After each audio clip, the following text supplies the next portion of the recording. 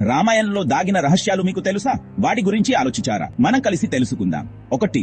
రావణాసుడికి తన మరణం రాముడి చేతిలోనే జరుగుతుందని ముందే తెలుసు. మోక్షం కోసమే రాముడిని ఎదుర్కొన్నాడు. 2. లక్ష్మణుడు రాముడు సీతల్ని కాపాడటానికి ఆ 6 ఏళ్లు నిద్రపోలేదు. ఆయన భార్య పార్ మీద ఆయన తరపున నిద్రపోయింది. 3. సీత జన్మం ఒక మిస్టరీ.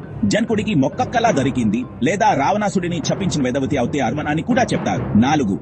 చిన్న హనుమంతుడు ఒకసారి సూర్యుడిని తినాలని ప్రయత్నించాడు. తర్వాత ఆయన్నే గురువుగా చేసుకున్నాడు. 10. రావణాసుడు శివుడికి పరమ భక్తుడు. శక్తివంతమైన శివతాండవ స్తోత్రం రాశాడు.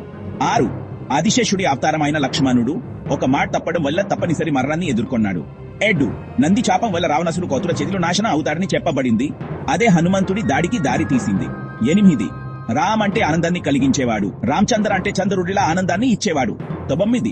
రావణాసుడికి 10 తల్లు లేవు. అవి 10 విద్యలలో ఆయన నైపుణ్యానికి చిహ్నాలు. 10. హనుమంతుడు చిరంజీవి. ఇప్పటికీ భక్తులను కాపాడుతున్నాడని నమ్ముతారు. మరిన్ని ప్రాచీన రహస్యాలు తెలుసుకోవాలనుకుంటున్నారా? సబ్స్క్రైబ్ చేసుకోండి మరియు మాతో చేరండి.